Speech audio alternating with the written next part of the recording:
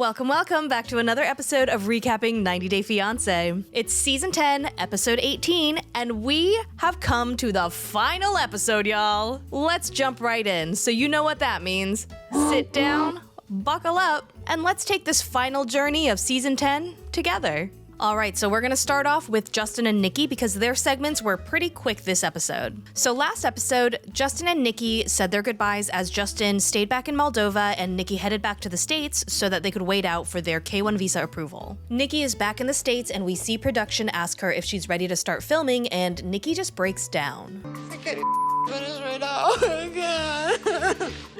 How is he gonna do this to me just like this? Oh my God, did Justin Igor break up with Nikki?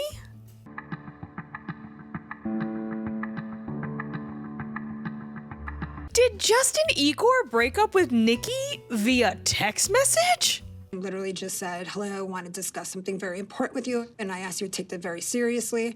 Given all the circumstances, I have to come to this sad conclusion that our relationship cannot continue. May you find a path to a worthy life filled with love and mutual attachment. Farewell, and I wish you all the best. Yes, he absolutely did. Read it and weep, my friends. I'm sorry, I can't. Don't hate me.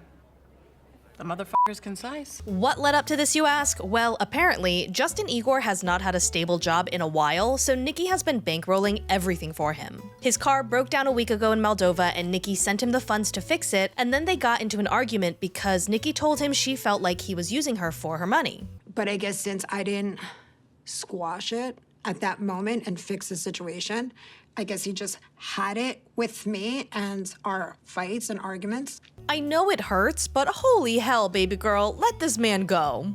I had no idea that she was bankrolling his life. So, just to be clear, he's out here saying, oh, woman should cook and clean and submit to man, and is like, calm down, Ooga Booga. You want her to be the epitome of a traditional woman and also provide for the home like a traditional man. Then what the f does she even need you for? She can watch men scratching their nuts in public for free. That's what you tell somebody after all the years invested. Nikki is obviously crushed. I mean, she genuinely thought that Justin was the best that she could do. I even texted him back, like begging, like, let's try to make this work. Baby, please give me one last chance. I promise I will respect you. I'm sorry. I put 3 hearts, and he just ignored it. Oof, I remember begging my first boyfriend like this. I remember I said things like, I can be better, I can change, please give me another chance. And like, listen, I know getting your heart broken hurts, obviously, but please don't let anyone tell you that they don't want you more than once. This is also why I don't do breakup boinks, because, like, no, I don't need to not finish one last time. Like, you can go, sir. Bye now. This is not what I wanted. I wanted a fairy tale ending, you know? Nikki is back home in a state of stage 3 bed rot, and her mother comes to visit to make sure she's okay. Nikki tells us that she has not canceled the K-1 visa yet because people change their mind. Oh my gosh, Nikki, cancel the visa. Like, even if he does have a change of heart, do you really want that back? Sometimes people change their mind. Sometimes they have a change of heart, you know? But I don't think he was in love with me. Moving on to Rob and Sophie. So last episode, Rob and Sophie continue to ignore their problems in order to make their relationship function, and Sophie's mom and Rob are able to make peace with each other for one night as Rob finally shows an ounce of kindness by blowing up an air mattress for her without having to be asked. The pair are driving up to Santa Barbara for their wedding, and despite seeming in high spirits in front of each other, 6:15, so this is what it looked like tomorrow. It's more of a sunset vibe. You can tell it's going to be sunset soon. they both definitely have their concerns about getting married. There's definitely still, a few things I would have liked to have seen from Rob before I married him. I trust that I'm gonna be able to get to a place to trust him. What's that phrase? Expectations are a down payment on disappointment? She says she's bi. I don't know what that means for her, for us, and she's still trying to get over me cheating on her. You know, I hope I'm making the right choice. The pair head to the balcony to pop some champagne, which Rob opens just about as graciously as he can deliver an apology. Hey, do away from me. Oh, that's what I get. Nice. Good job. Rob says that he's nervous, but more excited.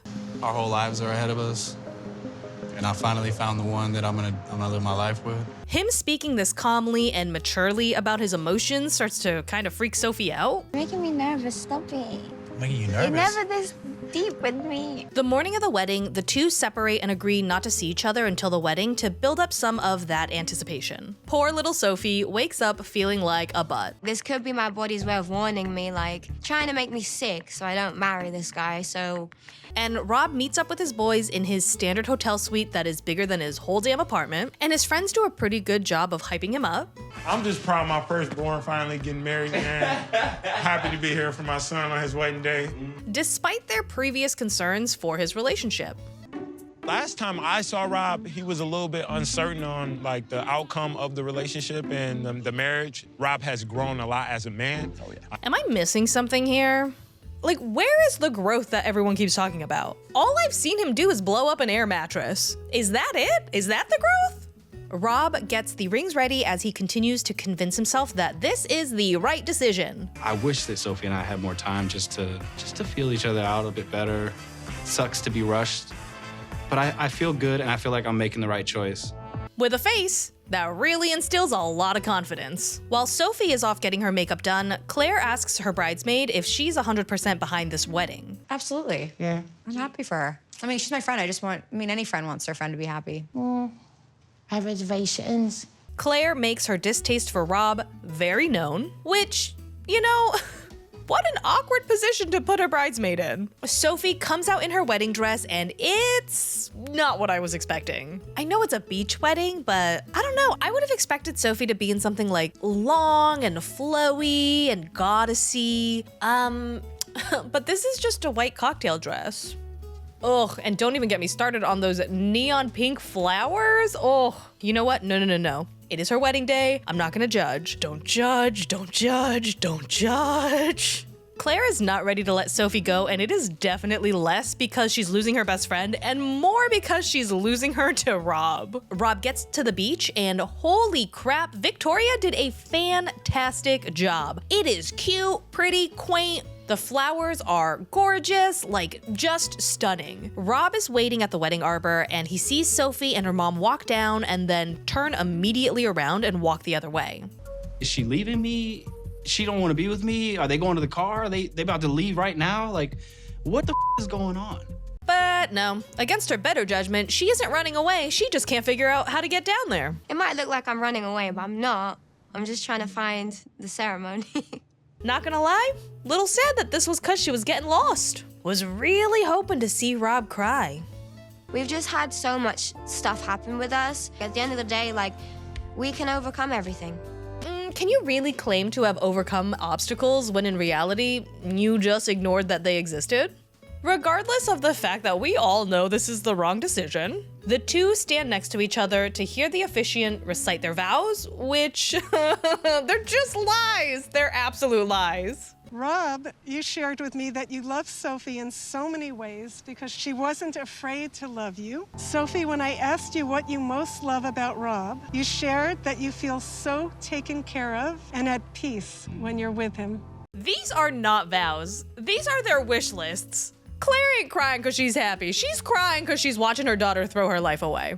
Now heading over to Clayton and Anali. Last episode, Anali was contemplating running away forever and left Clayton waiting at the altar. But don't worry, guys, because Clayton had Brandy next to him sounding all concerned, but, you know, not doing anything actually helpful. The clock keeps ticking and everyone keeps waiting. It's a really uneasy feeling going into your wedding not knowing if your bride is actually going to show up.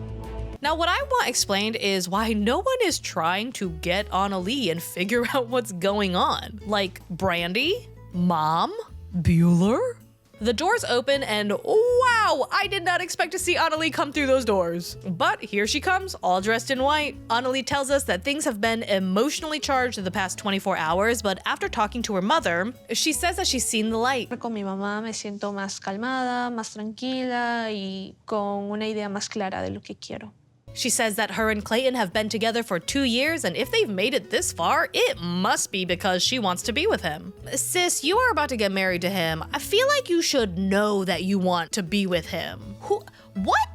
Anyway, Anali makes her decision and starts to get her hair and makeup done. Pues he tomado una decisión y creo que es mejor decir lo hice en vez de qué hubiera pasado si lo hubiera hecho. Oh my god. I feel like the whole no regrets mentality is reserved for things like, I don't know, quitting your job that you hate to travel the world alone spontaneously. Not really for entering into a legally binding marriage to a guy that you're not actually sure you want to be married to. Estoy muy nerviosa. No sé si estoy tomando la decisión correcta, pero estoy asumiendo el riesgo. Again, I just feel like you should know for sure when it comes to your marriage. Anali walks down the aisle and the pair share their vows. I, Clayton, take you, Anali, to be my wedded wife. Estaré siempre a tu lado en cada paso del camino, desde hoy hasta el fin de nuestros días. I love you, Chiqui. And then they go on to share their first kiss as husband and wife. They enter the reception hall, which I think is in a high school gym? Weird, but whatever. There are balloon llamas! Brandy says that she's happy. I love her. She knows I love her. But I don't really know if I believe her, because she says that she's happy, but she does not crack a single smile while saying this. I'm so glad that a stripper didn't interfere with their relationship yet. Ooh, yet. I don't know, man. Something smelly is smelling kind of smelly, you know? Clayton surprises Anali with a marinada dance he learned, and Anali joins in. Violet tells us that she intends to move out and give the two their own space, and that she's pretty sure her and Clayton are gonna be okay. The married couple are back home, and Anali tells Clayton that she wants to give him a little wedding gift. Chiqui, sabes, he estado pensando en que por fin contarle la verdad a mi papá. Clayton is taken aback, but he's of course really happy with the decision. It is wild to me that she's about to be like, oh hey dad, so this is the guy I've been seeing. I've actually been seeing him for the last 2 years now, and we got married 3 days ago. Sorry I didn't tell you sooner. Okay, thanks, bye. Anali is obviously very nervous about this call. Sé que para ti es raro esta llamada porque nunca hacemos como una cita para llamarnos. And she starts to get emotional, and her father just has this look on his face like, oh dear, she's about to tell me all the ways she just f***ed up. Anali beckons Clayton over, and I honestly can't tell if her father's face is like an emotion or if this is just how his face looks. Anali says that Clayton is her boyfriend, and her father does not change his face, so I'm just gonna assume this is his unhappy face. Then she goes on to say, he's also my husband, and her dad is not happy. He starts to cry, and then he gets up and he just walks away. Anali's sister comes into frame and tells Anali that she's gonna have to hang up because she's gonna go check on her dad because he is very upset. Pensé que va a ser mejor. Solo entiendo su corazón. Anali is sad that this is how it turned out, but she hopes that Clayton can slowly get to know her father little by little. Es otra parte de mi corazón que está triste, pero en la otra parte estás tú. Let's head down to Florida to meet up with Ashley and Manuel. So, last episode, Manuel and Ashley were told that there is indeed a hurricane fast approaching and that their wedding plans may be ruined, leaving Ashley in anxious mess. Manuel, however, is not worried in the slightest. The weather is beautiful and everything is just gonna be fine. Los gringos son muy supersticiosos, locos. Piensan cosas que no tienen que pensar. So he and his groomsmen head out to get their haircut for the ceremony. Ando preocupado por todo. Desde ayer escucho desde las 10 de la noche que va a llover. Todavía no veo caer ni una gota. Manuel is being so cavalier about this whole thing, and it makes me feel really bad that Ashley's the only one kind of stressing out about it. While Manuel is calm and making jokes about how Ashley has a stick up her butt, Ashley is back at the rental home getting ready while also trying to figure out what to do. Let's say we decide to move the location and it's a sprinkle. Right. And it's beautiful. Or it passes. They check the weather forecast and see that the storm is going right over the ceremony location about the time of the wedding. Ashley does not know what to do, so she pulls out her tarot cards to do an impromptu reading. 5 of Cups upside down. No use crying over spilt milk. The Queen of Wands upside down. I don't know. Like, it may rain, it may not rain. Ashley is unsure if the cards are saying the wedding is gonna be a mess or if the cards are reading that she is just a damn mess. So, still doesn't know what to do. Now, when you say tarot cards, I think hokum. But honestly, I do not know enough about any of that to really have any solid opinion on it. All I can tell you is whatever she did not seem to help at all in this situation. And the range of meanings seems wildly broad. Like, is it telling you that your wedding is gonna suck, or is it just picking up on the suckiness in your heart regarding the wedding? That's like if I went to go get a reading and it's like, are you telling me I'm gonna kill my boss, or are you just picking up on the fact that I really don't like him? Like, those are two wildly different outcomes. With the winds picking up, Ashley and Manuel decide not to test their luck further and choose not to see each other until the wedding. The boys get ready in what I imagine is 10 minutes and then head over to the beach, while Ashley makes herself into a Wiccan princess, crystals and all. The bridal party pack into the car and head towards the beach. As they get closer, the sky is getting darker and the thunder is getting louder, and Ashley is coming apart at the seams. I'm gonna cry. Wow! What an ugly cry! What an ugly cry! I feel really bad laughing about this because Ashley is an anxious mess. This has got to be the funniest meltdown I have ever witnessed.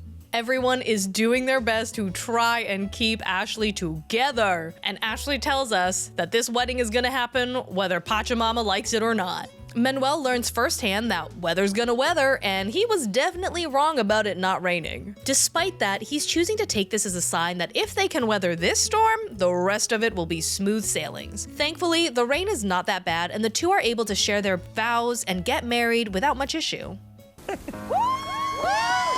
Ladies and gentlemen, it's with great honor and great privilege that I formally introduce you to Mr.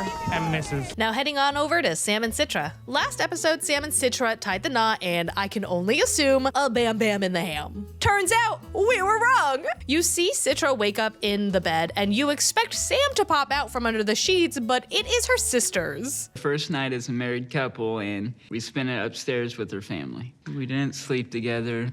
We were too busy with ghosts last night. Citra and her sisters were scared of ghosts, so they all cuddled together in the same bed and just relegated Sam to the bunk bed off in the corner to go share with Herman. The only ghost you would have seen is Sam's if he had finally been able to nut himself into his next life after his wedding. That poor backed up bastard. Sam goes on to say, it's fine. Her whole family's here. The walls are paper thin, so it would have been super awkward. Knowing her dad's right next door, it's like banging your daughter. Sorry, man.